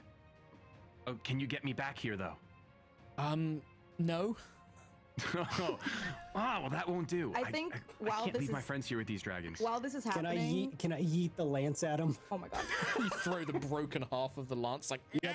But Sure. when that's all Azara right. sees this happening, like after she sees the hit happening, she'll call out because she knows this is serious now, and she'll say, "Tarkle, stop fooling around with your girlfriend and get down here now!" And she'll like yell at, like just blow his cover. I was getting to that. Alright, Yeah, Willow you Song. see the helmet, this kind of illusory helmet, just kind of whoosh, disappears from Tarkle, revealing Tarkle underneath. You do see that Tarkle! Oh my god! It's you. You've stolen the identity of my friend as well. How No, dare you? Tarkle, I it's keep actually attacking. me. It's literally me. I don't believe him. Agnes and Lola, what do you guys want to do? The dragons, how are they, the Sapphire and Topaz dragons, how are they positioned? Are they on the ground or are they flying? They're currently on the ground. They're kind of looming over a section of stands. It does look like nobody's been seriously injured by them sort of breaking through the part of the stadium. But the Sapphire Dragon is like marching towards Clive, Lola, Tarkle, and Willow Song, and is like furiously like looking around, and you can begin to see like armed soldiers are like arriving with like crossbows and pointing them up at the dragons. The Topaz Dragon is like scanning the crowd, and you see it kind of like pointing with a claw at certain people, just saying like, "Why do you still cling to life? You are clearly sick. You will die soon. Why not just end it and let new life take your place?" And the Sapphire Dragon is like, "No, no, no. That sort of attack wouldn't damage a dragon. It may kill one of you feeble creatures, but not one of our kind. You should strike here." And she's like gesturing at like gaps in like her scales and neck. "This is the point where you wish to strike. See?" And she's gonna start reaching towards Lola. Are the dragons okay. close to each other? They're fairly close to each other, yeah, I'd say. Like how close? Oh my god! What would you like to do? Let's ask that question. Oh, I have one more question before. Okay. Are they standing on the stands or are they touching They're on the ground? They're on the ground. They're touching the ground. Okay. I want to cast Erupting Earth under them and hit both of them. Okay, sure. I lost it. Hold on. There it is. All right. So, a fountain of churned earth and stone erupts in a 20-foot cube centered on the point that I choose. And each creature in that area must make a dexterity saving throw. And they take 3d12 bludgeoning damage on a failed save or half as much on a successful save. And then the ground in that area also becomes difficult terrain. So it kind of spews all these rocks and stones. Yeah, so and just things like that they're around like them. blah blah blah, dragon blah blah blah, and then the ground's like. Yeah, I underneath think them. like we won't like, because again we've only got a little bit of time. Rather than rolling damage, this is enough that like, yeah, the dragons are kind of like and you kind of knock the wind out of them both as the kind of earth kind of erupts up into their chest, and it's enough to kind of knock them off kilter, and then their claws are like trying to like stand on the broken ground, and you can see them sort of like what are you doing, creature? And the Sapphire one will turn to you and say, "What are you doing? I'm simply trying to educate you fools." Education can be done without serious injury. There's no injury here. I'm simply about to explain things to your kind. And you, Metallics, what are you doing playing these ridiculous games? And at this point, I think this is all taking place, I assume, over the same 6 seconds. Yeah, So Clive has been course. doing his stuff on my back, and Nonsense. I zoomed past. I zoomed past the Briar Knight Yes. and Willow Song, and then I saw these two gem dragons and immediately made a beeline for them. Okay. And I've like ka-thump landed on the ground before them, and in Draconic I go, How dare you interrupt my games? This was my day. Me. I'm like bridezilla-ing all over them, and I think at that point I want to cast sleep breath. Okay. Yeah, So for sure. the dragon exhales sleep gas in a 60-foot cone. Okay. Each creature in that area must succeed on a DC 18 Constitution saving throw or fall unconscious for 10 minutes, and I can't differentiate between friends and enemies. No, that's fine. These dragons don't look as old as you. They're not as big as you. They're kind of a little bit younger. So Constitution saving throw, you said, yes? Yes. Okay, the Sapphire one, mid-conversation, is about to retort. Is just like, are you... these aren't your games. What are you talking about? And then she just sort of like, her head droops, and she just sort of like collapses to the ground. The Topaz one kind of looks around, though, and sees you, and it kind of blinks its eyes, and it says just like, oh, sweet little thing. I am not tired. There's plenty of sleep for those who are dead. I have work to do. There are things here which are broken and ruined. They must be destroyed so that new life can emerge. I'm not interested. You are correct. I have no interest in these games, but there is work that must be done here. And she's going to start turning back and sort of like, you see her reach up with one claw and she starts pointing it towards a very sick-looking old man who's like clutching his chest, like, pointing up. Are we in initiative order, or can I? Well, let's say because you cast Erupting Earth, Lola's had the sleep breath thing. Let's kind of give Azara, because again, it's like I don't want to necessarily go into a full combat when we've got like 10 minutes.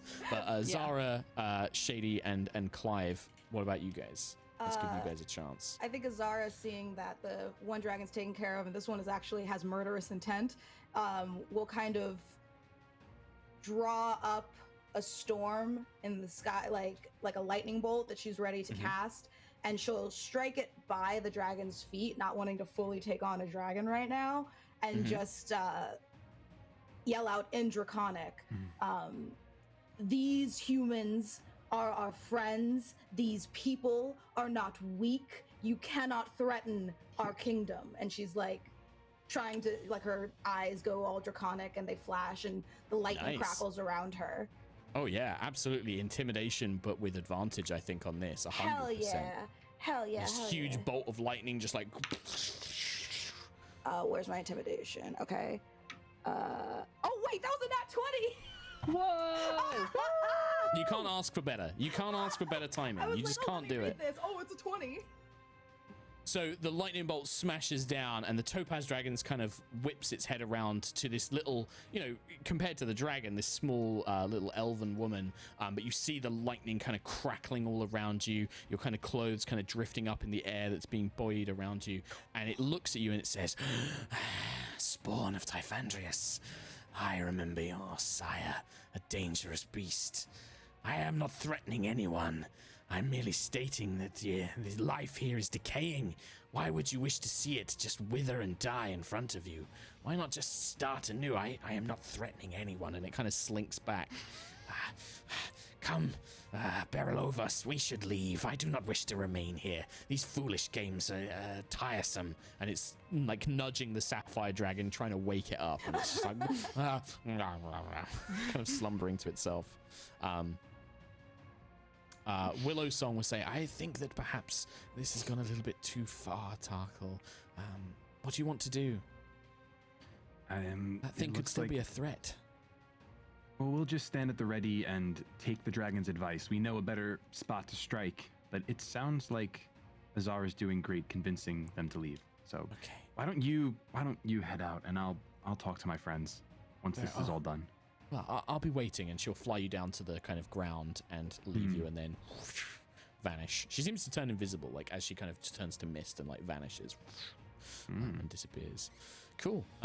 With this, there is another big booming voice over the crowd as like all of this is happening, and you see that emerging from behind the queen stand is an ancient gold dragon, fully transformed into its draconic form, and it will lean over and say, the young sorceress and my rather brash cousin of the brass is right. I do not know what has brought you here, gemstones, but it is not in good nature Be gone from this place, or perhaps I shall have our little druid here summon another conjuration of stone to knock the wind from your bellies. And it will look down at Agnes. Leave now, whilst I give you my permission. And you see the Sapphire Dragon kind of blinks its eyes open, kind of awakening from the slumber, and just kind of looks up and looks to its friend and says, I think that the gold one is correct. And reaching out with a claw, they vanish in a kind of crackle of magic, just like vanishing away. And with that, the tournament, unfortunately, is delayed for a few hours whilst they repair the stands and things like that. However, before that happens, can I like run up to Azara and like raise her fist as though she's the winner to the crowd and be like, huzzah, evening star! Yeah, and like the crowd is like, evening star, like completely enthralled by this whole performance almost of like, and I think that the Carandrix and Queen Raedra will say, given the circumstances of this fight, I believe that continuing the tournament in its traditional sense may perhaps be challenging this year, but I would certainly invite Lolotharia to return, perhaps with her new companions, to re-enter next year, representing a new city or a new settlement of Evening Star. And I think that perhaps taking on these two dragons would certainly qualify as a victory in the challenge, in the trial of courage. Although perhaps we would do less with these interruptions next year. And she will come over to you, Lolotharia, and say, does this suit you? I turn back into my humanoid form and I say, absolutely, Your Majesty. There is the issue of whether I might, in the meantime, join the Council of Elders if Your Majesty sees it that I have earned my place. Well, it is not for me to say. However, correct me if I'm wrong, Carandrix, but is it not the case that upon the council, the greatest cities of Cormyr and those mighty settlements are represented by the patron dragons of such a place? That is correct, Raedra. Then perhaps if Evening Star is to become a grand settlement, as both the Crown Silvers and I wish, they should have their own patron dragon. If the Baron and Baroness would have a place for you to stay, perhaps. And she will turn to you, Agnes, seeing that, and Tarkle, as who is still here, I just need to remember. Would Evening Star have a place for a patron dragon to nestle, perhaps, and lair? Absolutely. I'm sure we could find a place that would be to your liking. We have plenty of space and Tressum that would love to fly with you, I'm sure, if you wanted to get some exercise. And there's a room in our keep, and Agnes just gets excited about like where she might sleep and offering different rooms and things like that. Yes, I love deserts. If you have anything warm, I'd love to. And I like have my arm around you as we like walk away, and I start describing to you my absolute favorite dragon hideaway. If I were to design it myself, this is what it would be like. Carandrix will call out to you, Lola, keep in mind, you will be given a provisional place on the council. Until Evening Star grows to the size of a true city, you will be a junior council member. I stop this conversation with Agnes and give her like this meaningful eye roll, and then I turn around to Carandrix and I'm like, of course, my lord, with a very theatrical bow, very sarcastic. I will keep you very busy. Make sure you inform your new companions that you will be kept away on important matters from time to time. Good day, Crown Silvers. And the gold dragon will sort of just nod in your direction. And yeah, if we got 5 minutes in classic one-shot style. It's like a wild ride of throwing plans out the window and making stuff happen. But yeah, I think like there's time. There's definitely Willow Song does not reemerge unless Tarkle wants to go and find her. She kind of avoids Azara and Agnes for certain. But the illusion completely dispels from Tarkle as well. Like he's just returned to his normal sort of like armor and clothing and things like that. Clive, you did it. You rescued Tarkle. Clive of the Wild Man. Yes, Clive, you rescued me. Thank you. I was needing rescue. Hey. And Tarkle will kind of look to Agnes with like, I wouldn't say puppy dog eyes, but a little bit of shame for sure. And just like, I'm a dude. I'm sorry. don't know. And then hang his head. I'm just a boy standing in front of a dragon, asking for her to carry me. He was a boy. She was a dragon. Can I make it any more obvious? Can I make it any more obvious? And I look at him and say, why you have to go and make things so complicated? Oh my god! Oh, there you go. There's the line. There's the ending line of the one shot. That's it. Faux show. Amazing. Well, thank you very much, guys. We'll do a little quick shout outs and things like that. Make sure where people can find you, and I'm sure that we can have more awesome D&D celebration stuff coming up. But I want to say a massive thank you to Kate Welch for joining us as I can never pronounce it, Kate, because you gave me very specific. Lolathia. Yes, yeah, it was my pleasure. I'm such a huge fan of the show, and it was a dream come true to get to actually play with you guys. So thank you so much for having me. I really appreciate it. Well, absolutely. Royalty. Yeah, and I do want to kind of, for the canon of Evening Star, Lolathia will be an advisor or a military unit, technically. She will not be available whenever you want, but I'm sure that we can have Kate guest on Evening Star, and Lolathia can come back and help progress Evening Star as well. Awesome. And Cool. Clive, absolutely. We've got Tarkle. We can deal with that mess in hopefully a new season, which will be coming soon. I Wait, hope. this of was Knights of Evening Star canon? as well. Oh my Yeah. god! This is Of canon, course it's canon. baby. So Of we course it's figured canon. out that evening that Willow Song has these powers in a one shot. Yeah, absolutely. When I created the idea of doing a Great Dragon Tourney, knowing what I know, I was like, well, I can't avoid this. This has to be a part of it. But yeah, this is absolutely canon. 100%. Can I use this moment to We'll do a promo the recap. show a little bit? Absolutely, 'Cause, please do. If you're not familiar with Evening Star, one of the coolest things about it is that it's a little bit of a town building. When we started conceiving it, we were like, what if we did Animal Crossing in D&D? Like, how could we build our own town and have our neighbors? And so when Mark says that Lolathia will be a military unit, that's because our characters have control of different groups that can help us in fights, so they get bigger and grander, and we can use connections and things that we have in engagements in combat. But we also have a town that we're building, so we're very close friends with the baker, and we're working on building up the town pub, and we repaired the town keep. So it's kind of a not only an adventure but also a centralized town and base building game. So we've been having a lot of fun with that, and we hope that you'll come join us when we start back up. It's on Tuesdays on the D&D channel, and it will probably be starting in with our 4th season in a couple weeks. And it's I think that the 4th season will be going back to that kind of kingdom building. We kind of took a little bit of a hiatus to go and do Candlekeep Mysteries for a little bit, and we did some stuff in the Shadowfell before then. But I think that when we come back, it's going to be focused now much more on that kind of building up Evening Star, because all of these kind of crazy adventures, and especially the events of this one shot, is going to kind of propel Evening Star into being a bit more of a bigger player in what's going on in Cormyr, and it's going to become a bigger settlement and things like that. But we can go into that when you come and join us for Knights of Evening Star. Let's go through.